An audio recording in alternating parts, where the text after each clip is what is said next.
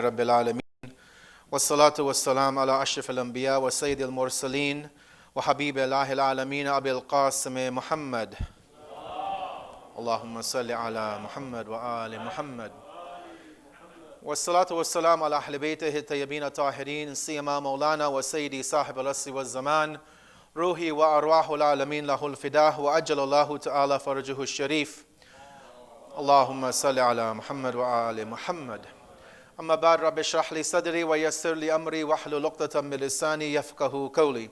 My dear brothers and sisters in Iman, Assalamu alaikum wa rahmatullahi wa barakatuh. I want to again continue in our fiqh and the ahkam that we've been going over for the last little while, and I have two rulings to mention today which are actually interrelated in terms of the Salatul Jamaat, and probably this will most likely be the last discussion on Salatul Jamaat. We've covered most of the basics and most of the issues where we sometimes have a bit more confusion in terms of how to perform it, how to connect, how to join. So hopefully this will be the last one. We'll go on to something different after this week's discussion. But the one thing I did want to talk about tonight is about the beginning of the Salat. And as we mentioned in the past, the way that the Jamaat prayers are performed is that the followers perform all of the actions after the Imam of the Jamaat. If somebody was to accidentally go and do an action slightly before or come out of an action slightly before the Imam of the Jamaat, if it's not done intentionally, there's not a problem. Your prayers are still valid and the Jamaat prayers are still okay. But one of the things that we have to be aware of, and because we see this happen often, so I want to make note of it, is that the Takbiratul Ihram that we recite to begin the prayers, we have to be very careful that those who are, especially behind the Imam of the Jamaat, but everybody who are praying the Jamaat prayers, that they don't say the Takbiratul Ihram before the Imam of the Jamaat has completed it. So until the word Allahu Akbar is complete, we should not be actually initiating the Takbiratul Ihram. Again, other actions in the prayers, if we do them a bit before the Imam, going to ruku a bit before, going into sajda, going into kunut, there's not a big problem, especially if it's not done intentionally. But as Sayyid Sistani mentions, that a follower must not, and he has must not, which means this is fatwa, it's his ruling on this issue. He must not say the Takbiratul Ihram before the Imam. And he says, in fact, the recommended precaution is that he should not say Takbiratul Ihram until the Imam has completed to saying it. So again, it's a very important point because this could actually nullify our Jamaat prayers. And this is where there's a bit of the difference between the Jamaat and the Furada. There is a possibility your Jamaat prayer could be okay, or your Jamaat prayer would be void, but if you were to follow the rules of a Furada individual prayer, it would be okay. But in this case, if one was to make the takbir before the Imam of the Jamaat completes it, there is obviously a strong possibility that your Jamaat prayer would be null and void. And because you're not then following the rules of an individual prayer, even that individual would not be actually accepted by Allah. The second thing I want to mention is just a bit about the actual lineup and the formation. Excuse my graphics, I'm not a good designer, so I just put something really quickly together. But I just want to mention a few important points about how we have the Jamaat prayer. So obviously we have the Imam who stands in the front. These are all the men behind him and the ladies to the right. Ladies could also be behind the men. In a lot of communities you'll see this. The women are not behind a wall or a partition. They're behind the men, and that format is also acceptable. But just a few of the points I wanted to mention in relation to this. So we have the partition between the genders. The gap which exists between the people, so where your feet are and where the person behind you, where they're doing sajda, Sayyid Sistani mentions that gap is, the way he describes it, it should not be more than the space needed for a person to perform a normal sajda. So, maybe 6 inches to 12 inches would be sufficient. If it's anything more than that, that will be a problem with the connection in the Jamaat. So whatever the average amount of room is needed for a person to put their head down on the turba is what the gaps are. And that's why even when we have the green cloth laid out, you'll see that the gap is maybe 6 inches or less between where the heels of the person would end and where the sajda of the person behind him or her would begin. Another point he mentions in terms of the congregational lines, he says the maximum gap.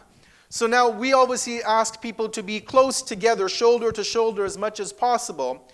He says the maximum gap, so if there was ever a gap, he says the maximum is no more than a large normal step. And when he defined in his new version of his Islamic laws, when he defines what a large normal step is, he says it's about 1 meter. It's about 3.3 feet, I believe it is. So if you were praying Jamaat and you were standing here and somebody happened to leave the Jamaat, if the gap between you and the next person is less than 1 meter, you would still maintain a connection to that Jamaat. So you wouldn't have to go and change your niyat and go into a furada mode for that prayer. So that's the maximum. Obviously, ideally, we should be as close together. But if a gap does come, somebody loses their wudu or something happens and they have to leave the Jamaat prayer, then as long as that gap is less than 3 feet between you and the next person, your Jamaat prayer would be okay. And the last part on this slide, well, the second last part, is the gap between the imam and the person directly behind him. So as we mentioned in the past, the person who stands directly behind the imam of the Jamaat, he is there for a particular purpose. And one was that if the imam was to pass out, he was to faint, obviously somebody would have to maybe look after him, but whoever is behind the imam, in the ideal situation, that person should slowly move his way up and continue the Jamaat prayer. So whoever stands behind the imam, he has that responsibility. He needs to know the rules of the prayers, proper recitation, and all of those criteria for the imam of the Jamaat. So the gap between the imam, where his heels would be, and that person, again, it's a large footstep, a large step, which is 1 meter or about 3 feet. But say it does mention that the smaller the gap between the imam and the person directly behind him, that is the best thing to do. The last part we'll mention, and we'll go on with our topic for tonight, is about that ruling that we mentioned about saying the takbiratul ihram. Ideally, the way it should work is that the imam says takbiratul ihram, the person directly behind him says the takbir, and then it should spread out on the right side and the left side. So the imam says his Allahu Akbar, and then the guy right behind him will say Allahu Akbar. And then what should happen ideally is that the rows behind him would also start to say the takbiratul ihram one after the other. Sometimes we see, and then again for the first row and then the second row, we would see the same thing happening. Sometimes we see that the imam says takbir and the person way at the other end says the takbir. It doesn't nullify the Jamaat prayer, but in order to put some order, some discipline within the prayers, the rule is that we should try to follow that the person behind says the takbir and then it spreads out like a wave from the right side and then to the left side and then from row to row. Now obviously when you go for ziyarat and there's 30, 40, 50,000 people praying, that's not practical because by the time you say your takbir, the imam might be maybe finish the first rakat possibly. So there's different rules and different ways how we perform the Jamaat in those larger congregations. But here where we have a smaller area, we can maintain it, we can manage it. Ideally, this is what should happen is, again, the imam says it, the person behind him, and then it should spread out from the rows on both sides. We finish this part, we ask Allah subhanahu wa ta'ala to give us the ability to, again, understand His rulings and that we can implement and follow His teachings in our life in every step of the way of the ibadat of Allah. One salawat upon Muhammad and Ali Muhammad, please.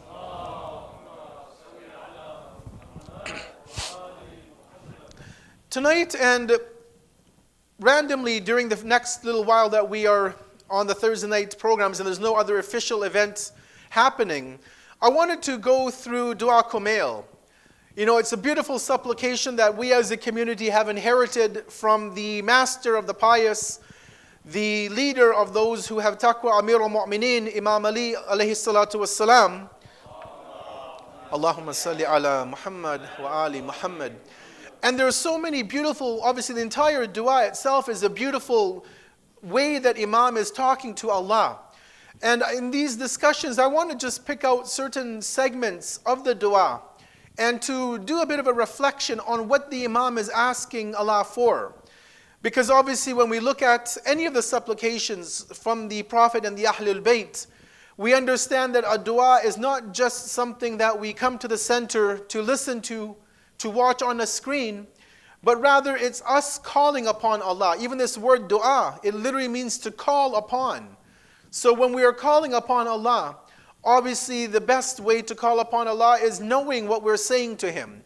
And because we might not be familiar with the Arabic language and with the nuances in the way that the Imams have put these words together, I thought it would be good to spend a bit of time looking at certain portions of the dua and to see where we can actually fully benefit from the words of Amir al-Mu'mineen.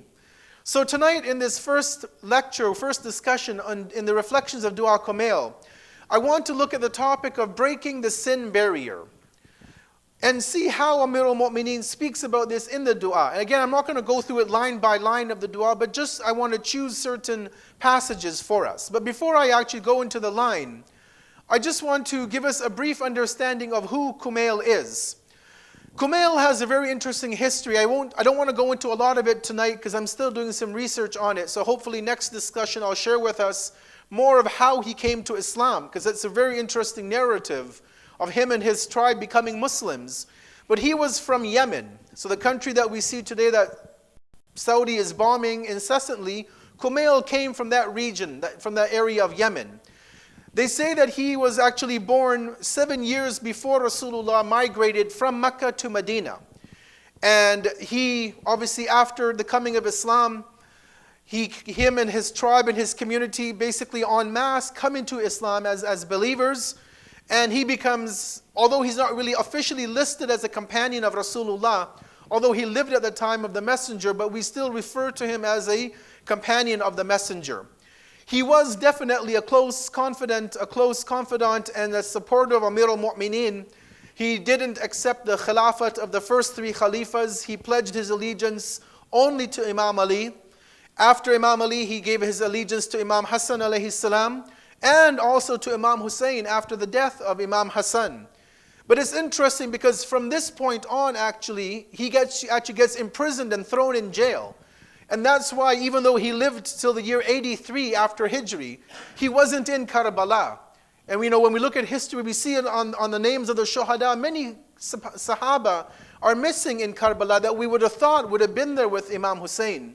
But he was one of the companions who was actually imprisoned by Muawiyah and Yazid way before the event. And actually, according to one of the references that I found the other day, he was actually released the day after Ashura. So it's almost as if they knew that he would have been there with Imam Hussein in Karbala, and to prevent him and Qambar and many other of the Sahaba, they kept him in prison until the 11th of Muharram, and then he was released. So he lives till 83, and unfortunately we don't have much history after Karbala. So he's released on the 11th of Muharram. And you would think, well, he would be there with the 4th Imam and the 5th Imam. But we don't have, at least what I was able to find, we don't have much in history of what happens to Kumayl during the time of the 4th and 5th Imam. But we do know in the year 83 after the Hijri, Hajjaj, who I'm sure we've all heard of, a tyrannical ruler, he kills Kumayl as well as many other loyal Sahaba of the Ahlul Bayt alayhimus salam. So he lived to be about 90 years old. And obviously the reason why we give him that love and respect, being a close companion of the first three Imams, is because he also narrates to us what we just recited of Dua Kumayl. So this was a dua that Imam Ali actually taught to Kumayl. Originally it was called the Dua of Khidr. But because Kumayl is the one who narrates it to us and we get it from him, so we've all been accustomed to referring to it as the Dua of Kumayl. So the one thing I want to look at tonight is right in the beginning where Imam talks about sins and about some of the sins that bring about certain difficulties within our lives. And so the first thing I want to look at before I go to the line is, why do we sin? Why is it that as believers, as followers of Ahlul Bayt alayhimus salam, as Muslims, why do we get caught up in sinning? We know what is right and what is wrong. Allah tells us in the Quran that every human being has that nature to know right from wrong. We know what is permissible, we know what is impermissible. When we come into Islam or we come into the madrasa system and the majalis, we hear things which are allowed to do, things which are not allowed to do. So we know it from a theoretical perspective. We know right from wrong as Muslims and as human beings. But our scholars tell us that there are usually two reasons why we sin. One are external factors, and the other one are internal factors. External meaning the societies that we're in. You know, sometimes when we live in an environment, in a society which is full of sin, full of, people doing what they want to do, whatever feels right for them, as we see in our society today. And even at the time of the Prophet and the Imams, it was a similar situation. Sometimes those external factors get the best of us, right? We have peer pressure, and peer pressure isn't just for the young men and women who are in school and teenagers. Even sometimes adults, our friends, maybe our own family, maybe they try and influence and impact us to do things which are not in line with the ethos of Islam. So sometimes external factors can cause us to break the laws of Allah, and sometimes it's internal, that we know what is right, we know what is wrong, but we, for our own personal benefit, maybe it's material benefit, maybe it's the ego, it's my nafs, that I want to do something or say something, knowing that it's wrong, but to appease a part of my inside, I will sometimes break the rules of Allah. In both of these cases, the external and the internal factors, we end up, unfortunately, committing sins. And one of the beautiful parts of Dua Kumayl is that in 4 or 5 lines, Amir al-Mu'mineen points to certain factors. He gives us just a brief glimpse into certain factors that cause us to slip away from Allah. And one of the beauties is that when the 4th Imam comes along, Imam Zainul Abidin alayhi salatu wassalam,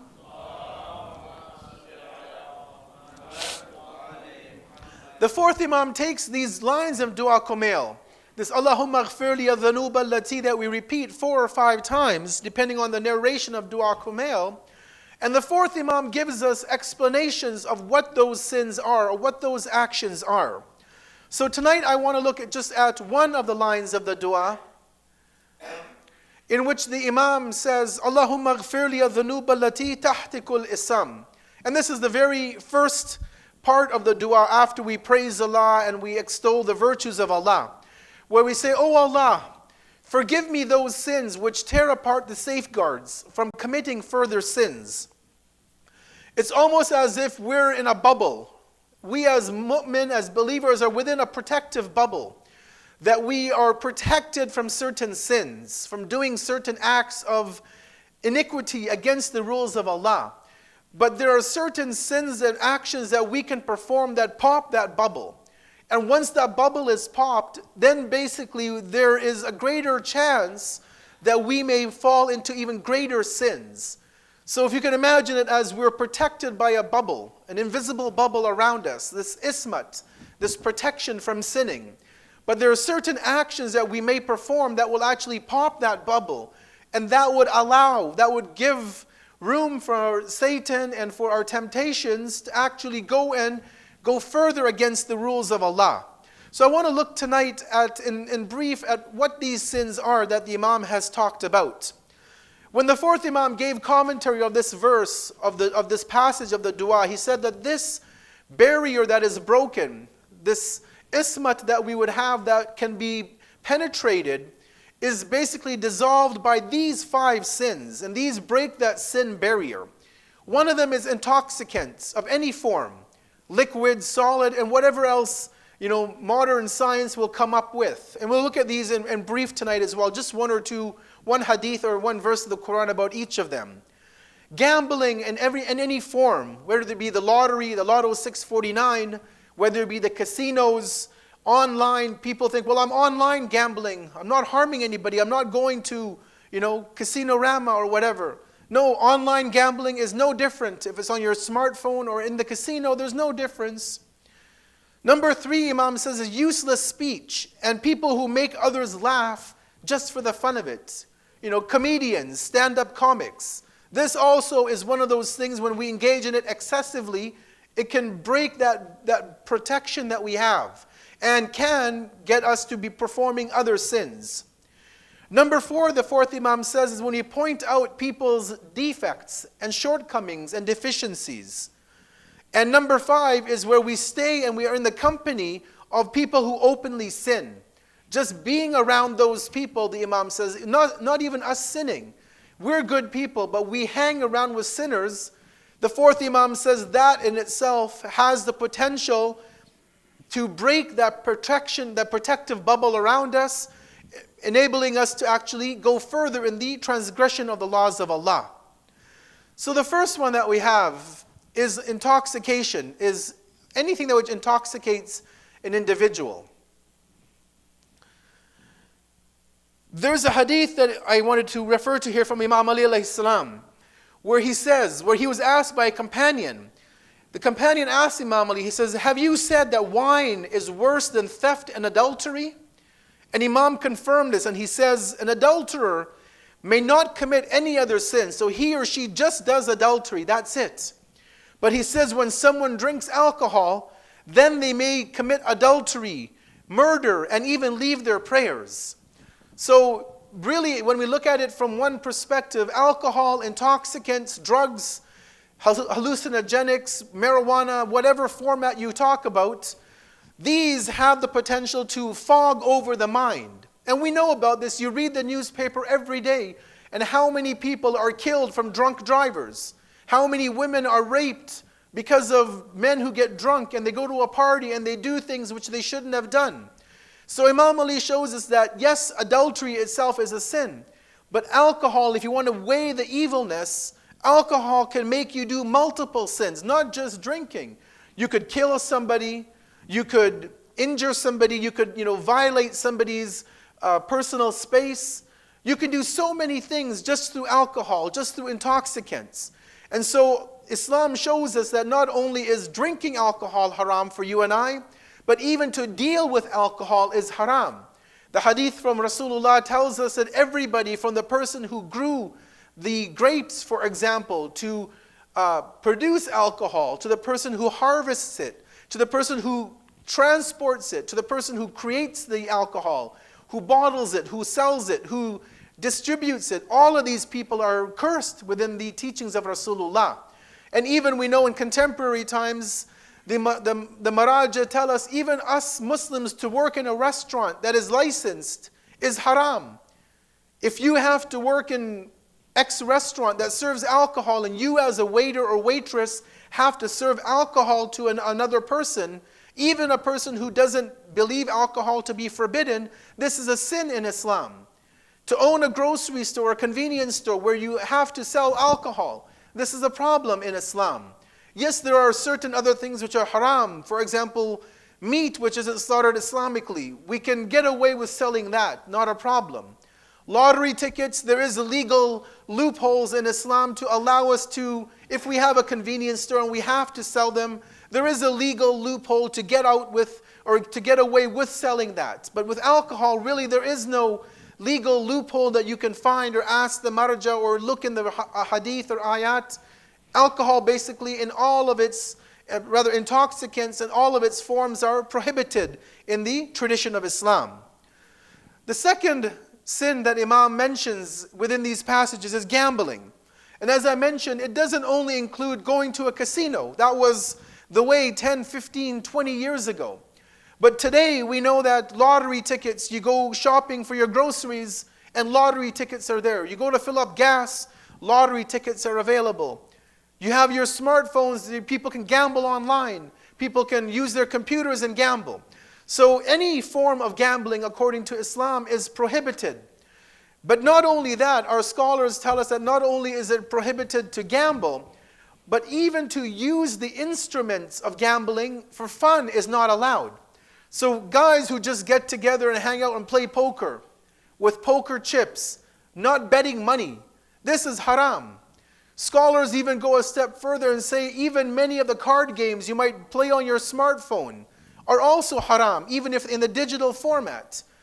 So poker, blackjack, all of these games, even if you play it on your phone, you download the app and you play it just to pass time, This also is prohibited. Now you may wonder why. Why would the marja say that that is haram? You're not gambling. You're not causing any harm, apparently. But they have their reasons. They have their rationale why they say that even the instruments of gambling are also prohibited for a believer to use. Number 3 in this list of things that our fourth Imam has given to us, the explanation from Dua Kumayl, is useless speech and making people laugh just to pass time. Now we know that as believers, we've obviously been created for a purpose on earth. We have a goal in life. Allah has created us for a goal. And each and every one of us should also have goals in our life, whether it be, at work, at school, whatever the case may be. And so Islam tells us to take the life of this world seriously. Now that doesn't mean that we don't have fun. It doesn't mean as Muslims we don't go and play sports or play video games or go on vacation and just, chill and relax. If it's being done with the right intention, as we talked about before, any action that we do can become an act of worship. So if people are getting together and playing sports to increase the brotherhood and the sisterhood and the unity of the community, even if it's basketball or hockey or whatever the case may be, 3-4 hours goes. But if they're doing it with that intention to be with one another, then that is an act of worship. It doesn't fall into this category. Playing video games might seem like a waste of time, but if it's done with that intention, and there's nothing wrong in the game, it's not one of those violent games with suggestive scenes and a plot, then these things, again, we can group it. If it's being done for the right reason, then that can also fall into the same category. But basically how the scholars determine this is to say that if it doesn't benefit you in this world or in the next world, then it can go into this bucket of being useless, whether it be speech or texting or typing or WhatsApping or watching things just to pass time, these miniseries and dramas and soap operas that are come on television or on the internet, or stand-up comedians, to an extent that even is a waste of time because there's no benefit in any of these things. Now again, Islam is not saying that don't have fun, don't enjoy the life. It allows us to have fun within limits. It allows us to enjoy the life of this world within certain limits that Islam has put for us. The fourth thing that the fourth Imam explains in terms of this line from Dua Kumayl is he says that when we speak, pointing out rather people's deficiencies, their shortcomings, and any weaknesses. And here speaking, I don't mean just picking up the phone and talking to somebody, but it could be texting, emailing, messaging somebody.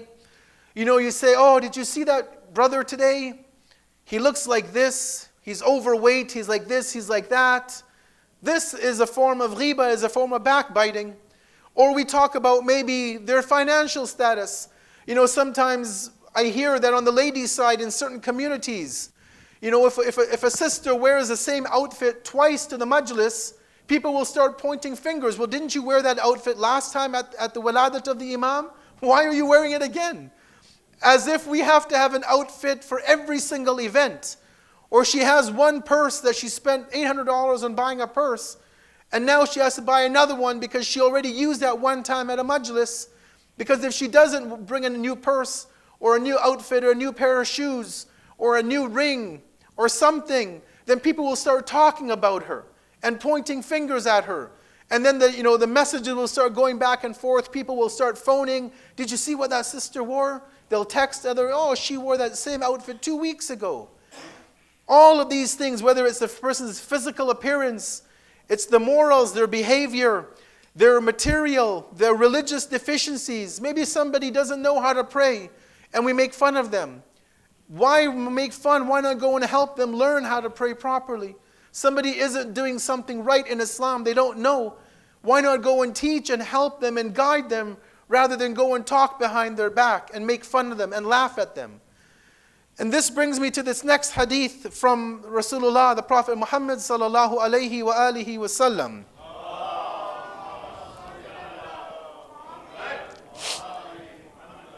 It's a beautiful and powerful hadith, and we'll end with this.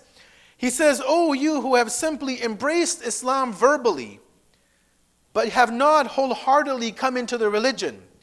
Do not blame Muslims, and do not go in search of their faults. And anyone who chases after a Muslim's faults, Allah will chase after his faults or her faults. It's gender neutral. And if Allah chases someone's faults, rest assured that He will disgrace that person, even if that person was hiding in his own home.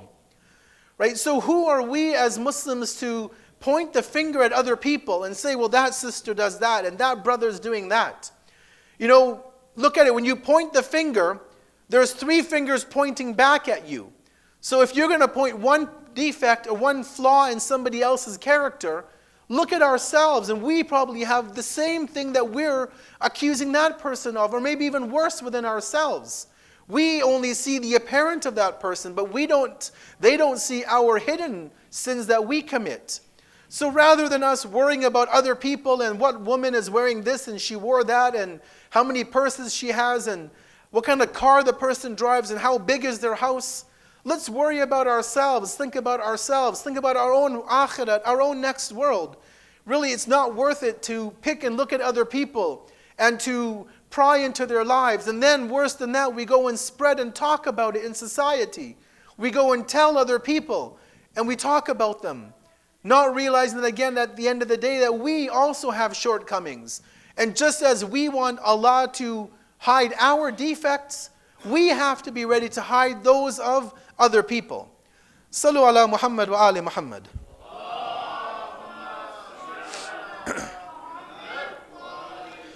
And the 5th and last of the barriers that cause us to further sin is staying and being in the company of people who are sinners. As we mentioned, it's one thing if we sin, or if we don't sin rather, but a problem comes if we hang out with people who are sinners. And that's why Islam even tells us, for young and old alike, for men and women, that be careful of who your friends are. Be careful of who you hang out with. Be careful of who you spend time with. Are they people of a good character? Are they people who sin, who go to the clubs, who drink, who smoke, who do drugs? Because if they are, you might not do that. But A, you will be impacted by them through peer pressure, and B, you'll be associated as being amongst them, even if you yourself are not doing those same actions. And this is clear. We have so many examples in front of us that it doesn't even, we don't even have to go into them. But here's a beautiful hadith from Jesus Christ, Prophet Isa alayhi salam, where he stated, show your friendship with Allah by loathing the sinners. You will approach Allah's grace by retreating from them. Then Jesus was asked, O Spirit of God, O Ruhullah, who should we accompany? Who should we be friends with? He said, be with those people whose company reminds you of Allah, whose speech increases your knowledge, and whose behavior, whose akhlaq, whose morals make you desire the world to come, the akhirat. And it's a challenge in today's day and age to find people like that. How do we find people who, when you hang out with them, they make you remember Allah? Because again, when we hang out with certain people, sometimes they're doing ghibat, they're talking about other people, they're talking about all the stuff that they bought, about how much money they're making, about vacations, about trips. But who sits and has a majlis at home and invites friends just to talk about Allah, just to engage in the dhikr and the remembrance of Allah? It's maybe it happens, but it's few and far between. When we hang out with people, we don't look and seek knowledge of Islam. Maybe we're looking how to make a fast buck, where the investments are the best, who's investing in this, and what's hitting in the stock market, where should I put my money? But are we looking for friends that can actually give us knowledge of Islam, which will benefit us in the world to come? And are we looking for people that will help us to remember the akhirat? Because it's easy to remember the dunya. We're in the dunya today. We're in this world. And we have so many ways to remember the world.